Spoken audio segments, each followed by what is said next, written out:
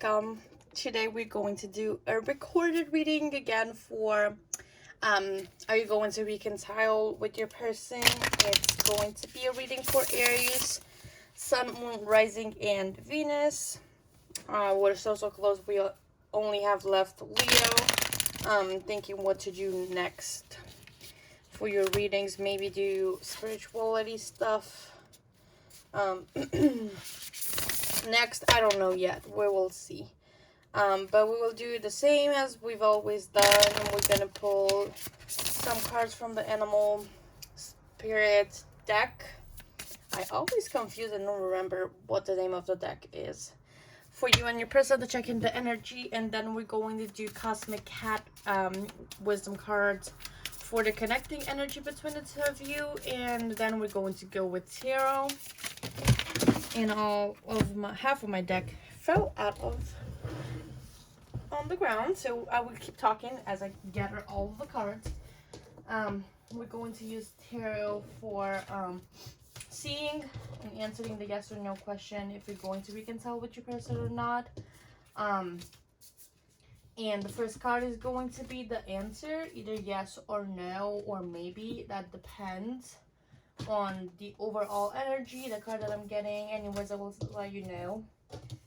And at the end, we're going to pull also time frame for your reconciliation, because regardless of the answer, and of course I had to touch that, regardless of the answer, I still believe that, you know, energy changes, and I don't want to leave it as a fixed outcome for you guys.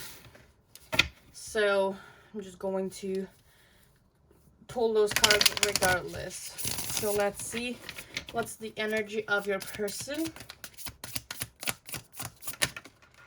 We have Snake for your person. Let's see what's your energy currently.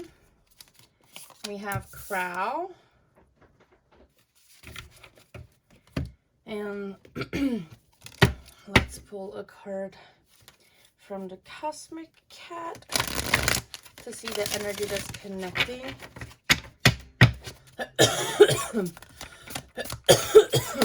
Sorry. We have Territorial, find your place. Let's see. So we're starting with the Territorial, find your place. I finally done my nails. Done them short. So I can be efficient with readings and stuff, and it wouldn't take me ages to finish them.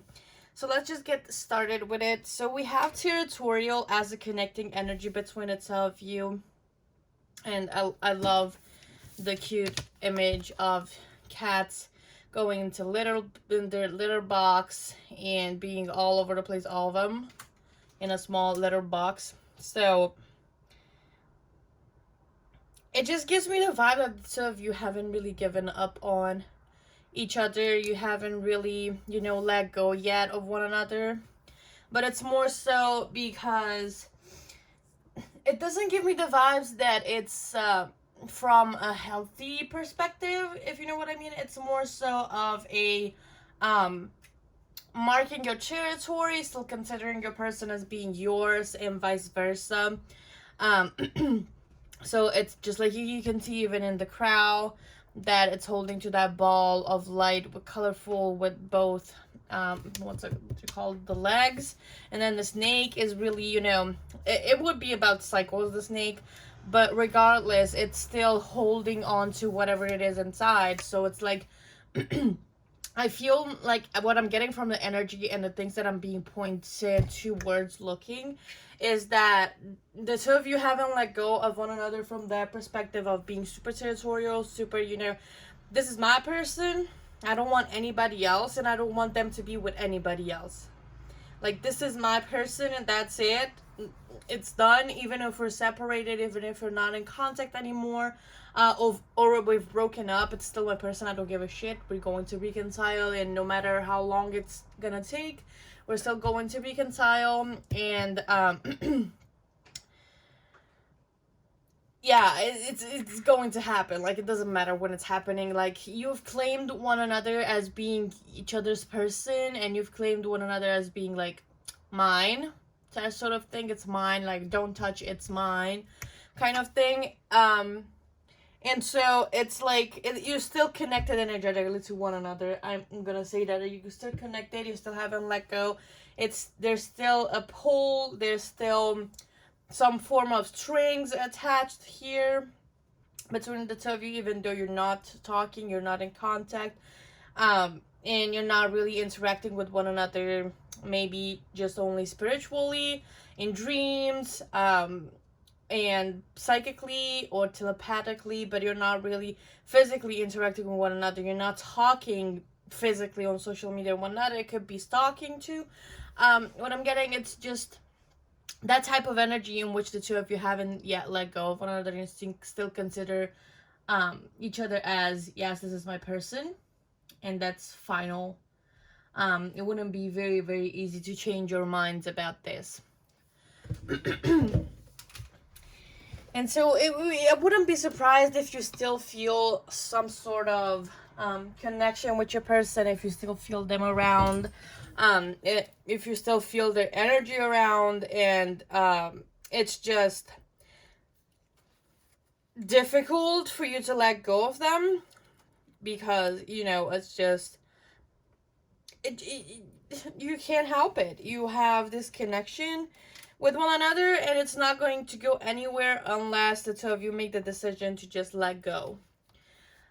So let's just start with your person. First of all, with the snake. Snake is an earth sign, so your person could be a Virgo, Taurus, and Capricorn.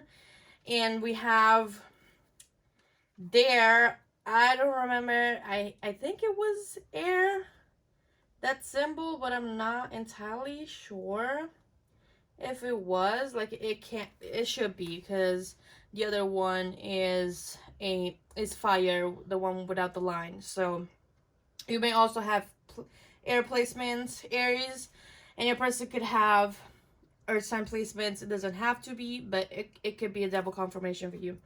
So, with the snake and protecting that stuff, first of all, it reminds me of a lot of cycles. Like, your person may be going through cycles, which is like the snake is, you could see as it's eating its own tail, but that's just the imagery of the card. It's not necessarily what it actually is. I feel like that type of snake is a symbol to something that I don't remember at this moment what symbol it is for.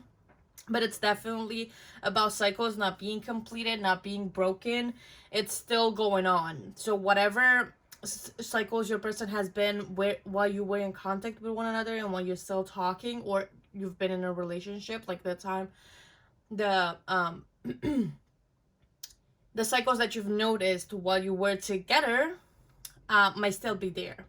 So it's just like going back to the colors and the image itself. Like, you can see the image itself, it's that, these type of things, it's all colorful and stuff like that. It reminds me of something that's like cosmic, that's from the other side, basically. So it's like it's magical, like the colors, and there's like potential, and it's not just a black hole. It's not a black hole. It has a shit ton of detail in it, a shit ton of things going on inside that circle.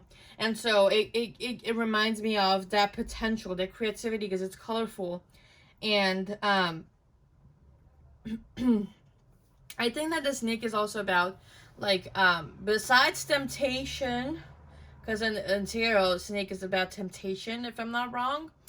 Because, the devil has transformed itself into a snake to tempt Eve to eat the apple of knowledge, from the apple from the tree of knowledge, and it's like forbidden. And so it's just like, it gives me that type of thing. And it's it could be like also the kundalini, that's also represented as a snake too. So it's like tapping into that potential, awakening that energy, and aligning all of the chakras, because it's also like circular. So chakras are also circular, and it's just like going to that to that type of awakening. They're going through it all. Like, it's a lot of things that they're going through right now, that they're evolving, they're looking into, and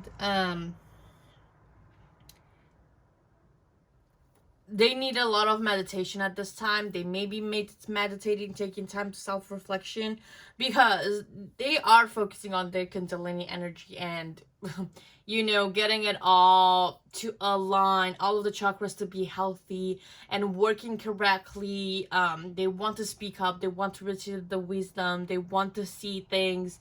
They want to feel and have an open heart, and make use of their sexual energy and stay grounded and all that stuff. Like, they want to have all of their chakras aligned and none of them to be dysfunctional. They may be working on that. They might be working on themselves at this time, and they're focusing on evolving. They're focusing on tapping into their potential. With you and the Crow, I don't know why, but the Crow is very, you know, significant to me, in a sense that my friend that I first started with spirituality, and he's a dear friend of mine, he has a deck that he started reading for us, and that's what kind of got me into tarot. That is like the craw with crows, like the whole deck is based on crows, and so it just gives me the same thing about spirituality. And you can also associate it with witches and stuff like that, you know, because you see it in movies and like symbolism and stuff. So it's like also about like magic and spiritual stuff, like supernatural. You see it in horror movies too that are drawn to energy. So it's like you're kind of focusing also on your spiritual path right now. You're still trying to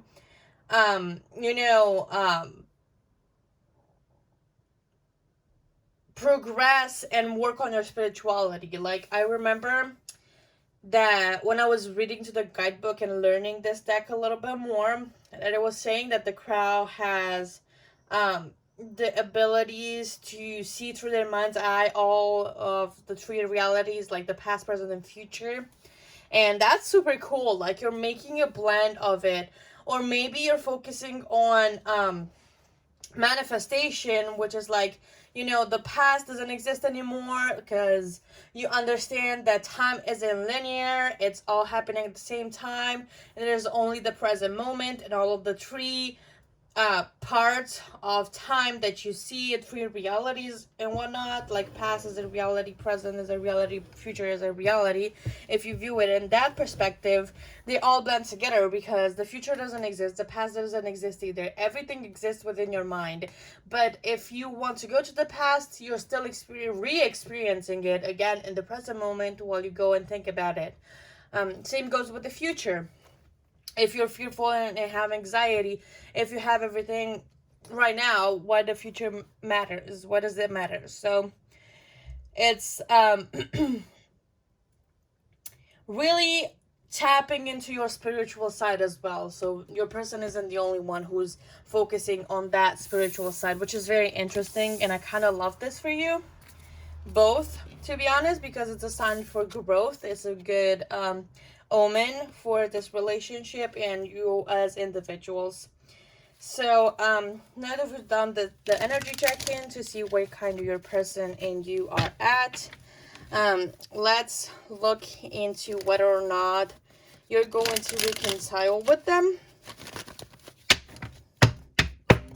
First card again is the answer for the yes or no question. So are they going to reconcile, Spirit? If only one of them would fall. Interesting. We have the Two of Cups. Ain't that a beautiful sight to see, Aries? Ain't that wise? Well, it would have been prettier if it was straight. Let's clarify it. Okay, we had one fall. It hasn't gotten that back on my bed. We have Knight of Wands in reverse. Okay.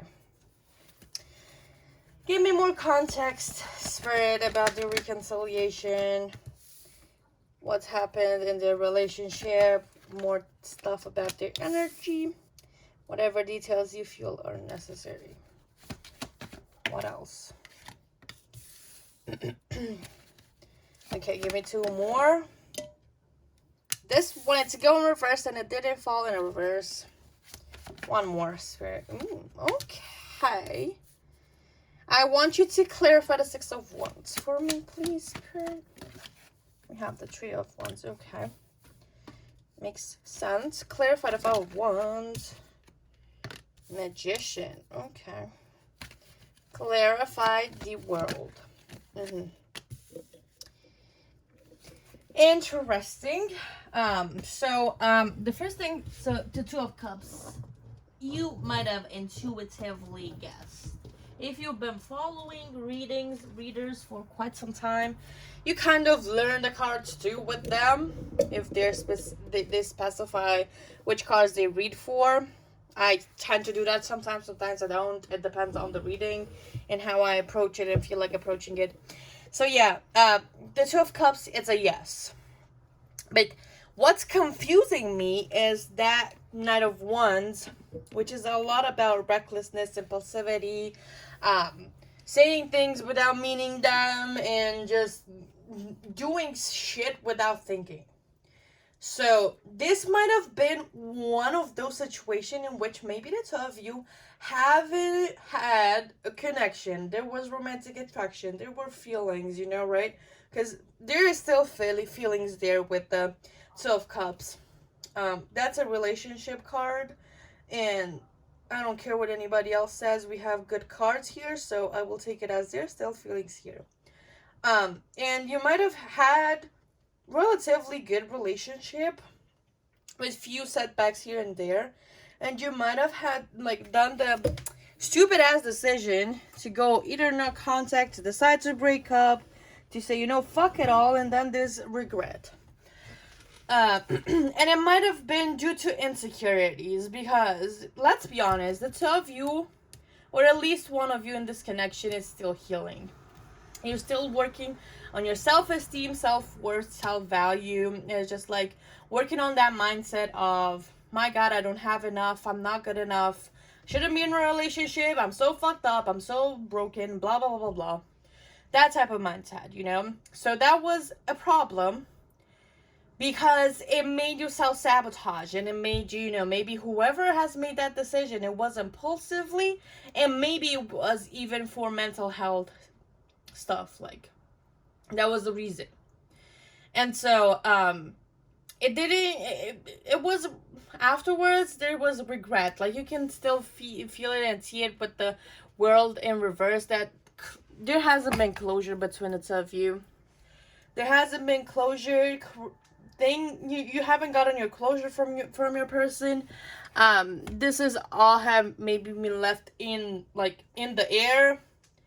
And there hasn't been a lot of closure for your relationship. But the thing is, you're still holding on to the relationship.